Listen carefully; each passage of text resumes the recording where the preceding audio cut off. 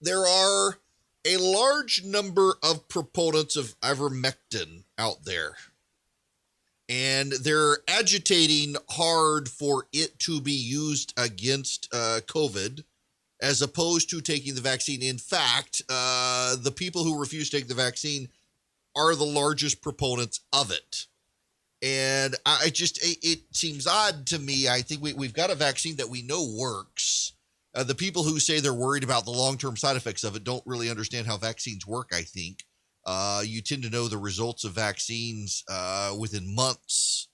We're well beyond the point, and the mRNA dies anyway very quickly within your body. There are a lot of people who try to raise science-sounding concerns, but I think those concerns largely are illegitimate. I understand there's skepticism of the vaccine. I do. But I think most of the skepticism and concerns I hear raised all the time are, frankly, illegitimate and from people who don't know enough to know how ignorant they sound, frankly. But that doesn't mean ivermectin is something that should be dismissed. Now, the CDC and the FDA have come out and said, don't take ivermectin. It isn't to be prescribed for COVID. In fact, I read the other day a doctor is under investigation and has possibly going to lose his license for prescribing it to patients while dissuading them from taking the vaccine. But does it actually work? Now, here's what you need to know. Ivermectin is a horse medicine. It is given to horses. You can buy it from feed and seed stores for your horses for parasitic infections, among other things. But ivermectin is also given to human beings for parasitic infections, not viral infections, parasites. A parasite and a virus are different things. But there are people who are taking it. Now, what do we know about it? What does the data suggest?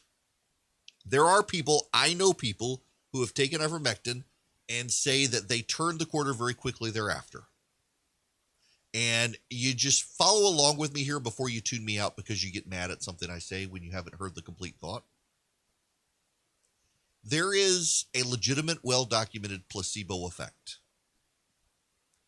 Some people are given medicines they're told are cure-alls, and in fact, it does wonders for them.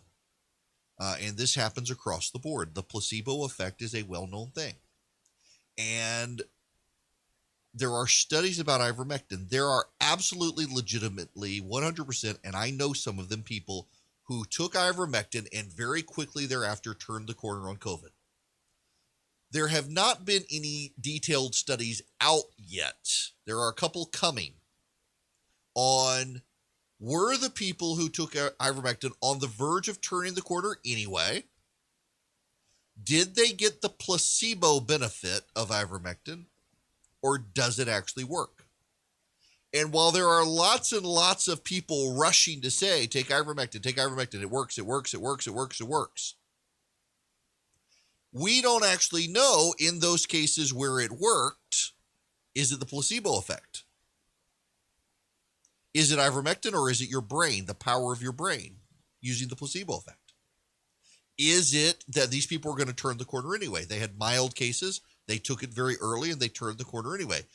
We do know that ivermectin can cause your body to produce a strong immune response, even though it's for parasites like worms and the like. It could produce an immune response. Here's what we know and we don't know. There are people who have benefited from it. There are also people who have not benefited from it. The people who talk about ivermectin as if it's a cure-all ignore that there are people who have seen no benefit from ivermectin.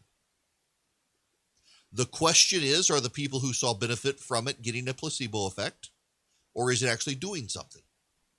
A great many people in the medical community, epidemiologists, virologists, and others, believe that ivermectin itself is not actually helping, that it doesn't actually help, that to the extent people feel benefited from it, they're getting either the placebo effect or their body was on the verge of turning the corner anyway because they had a mild case or they had a hard case. Typically what we see is the people who benefited from it get it early. All of that is to say there are still studies outstanding.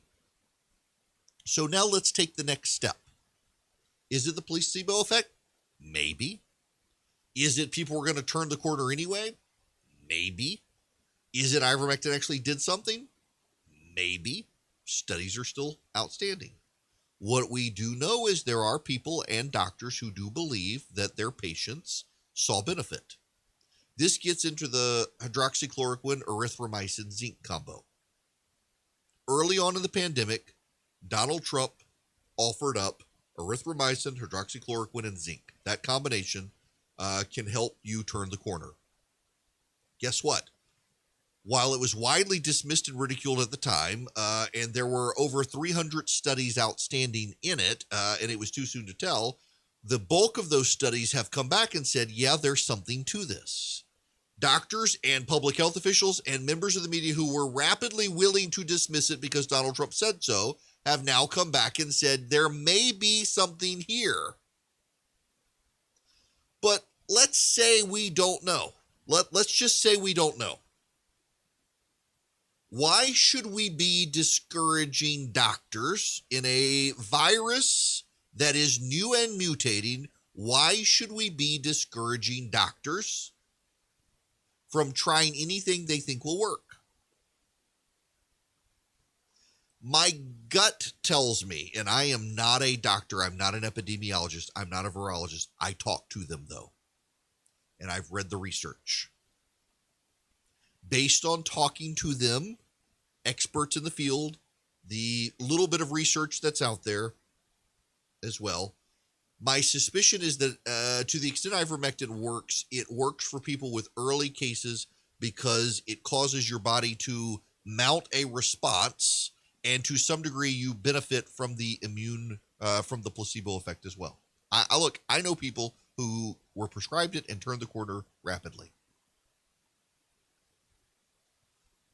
But my larger point here is twofold. One, why are public health officials and the media dismissing ivermectin and ridiculing people who take it? Not the horse dosage, but the doctors who say, hey, there are a lot of people out there who say they think this works. You've got a case of COVID. Let's get this in your system and see if it helps. Why are we ridiculing those people when they're trying to help their patient who may not be vaccinated? Your concern is that hospitals are overwhelmed. There's not enough space for people who are sick without COVID. There was a story about a veteran in Texas who died from a readily treatable problem but couldn't get hospital space because of all the COVID patients. Why aren't we trying ivermectin out to see if we can get people out of the hospitals to free up space for everyone else? Why not? But also, we have a vaccine that works. We have a vaccine that works. I know it works because we had COVID in our house. My wife and I both were vaccinated and did not get COVID. I know it works because I was exposed to multiple people who had the Delta variant, one of which was over a 3-day prolonged period sitting next to him in a car and in a hotel room, my dad, and I didn't get COVID. My mom, who got vaccinated, did not get COVID after taking care of my dad, who tested positive for the Delta variant. The vaccine works. It doesn't work flawlessly, but also in my dad's condition, over 80 years old with COVID, he is one of the statistics of people who die. He did not. He is recovered. The vaccine works. The people who are coming up and conjuring all sorts of skeptical claims about the vaccine, it says more about their inability to trust than it does the vaccine. The vaccine itself works. The people with the crazy conspiracy theories about the vaccine, they got issues. And I know a lot of people who are deeply anti-vaccine. I am not. But if you're not, if you're anti-vaccine, let's play this out now. You're anti-vaccine. You do not want to get it. You are scared of it. You don't trust the science. You don't trust the people. You don't trust the research. You don't trust any of that. But you're going to trust the medicine given to horses. Okay, let's just say you are. Why can't we give it to them? The concern shouldn't be that they're going to die. It's perfectly safe in the prescribed quantity given to human. We're not talking about the horse dose. These people have not gone to the feed and seed. They've gone to their doctor. They've said, please give me ivermectin. I don't trust the vaccine. I don't trust the science. But my friends on Facebook who I trust, who think Elvis still works at the Burger King down the street. They're telling me ivermectin is a medicine to take. I want to take it. Why can't we tell the doctor, prescribe it?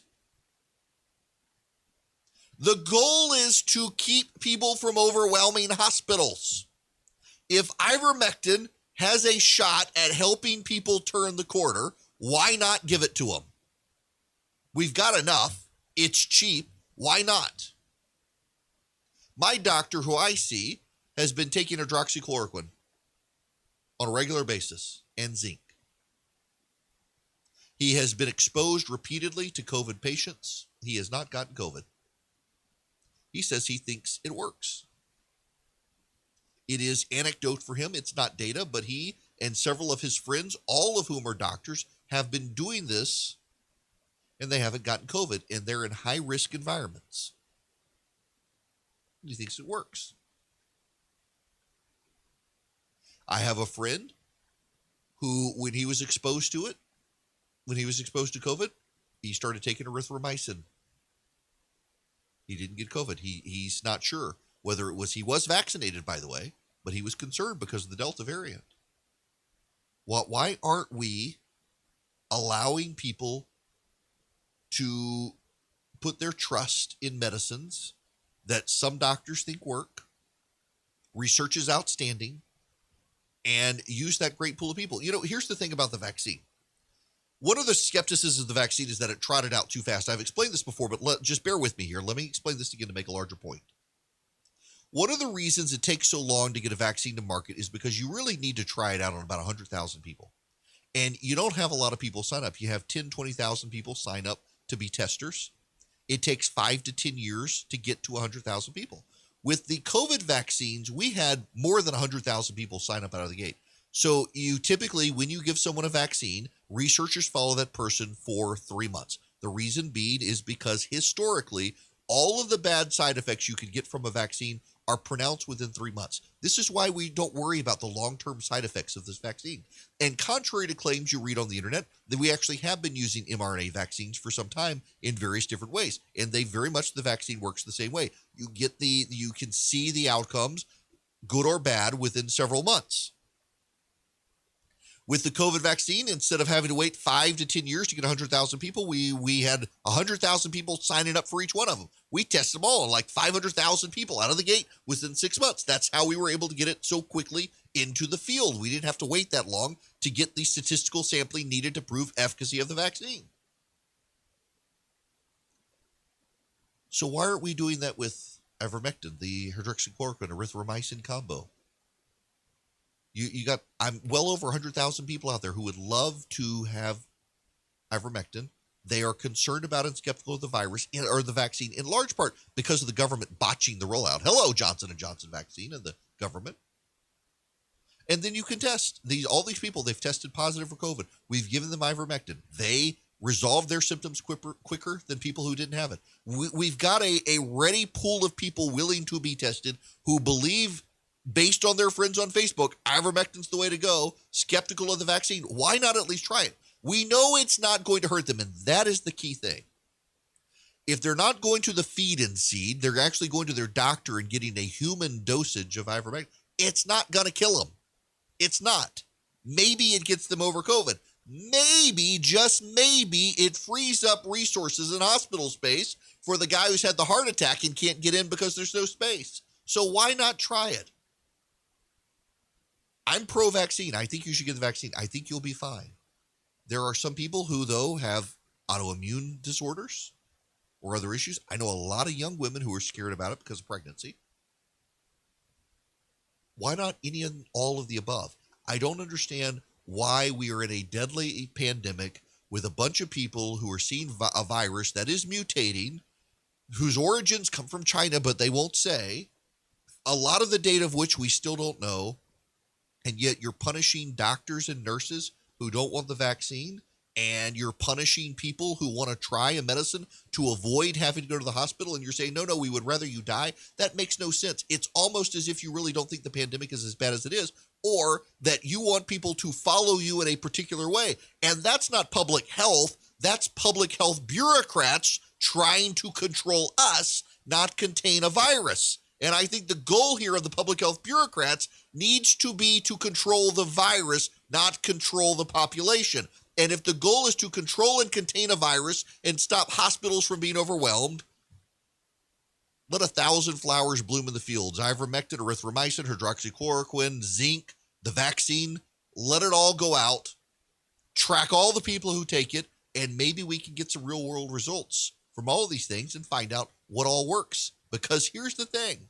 We know you can treat COVID without having the vaccine. We know because there are thousands and thousands of people filling up hospitals around America who have COVID, who haven't been vaccinated, and most of them are getting out of the hospital, not dying.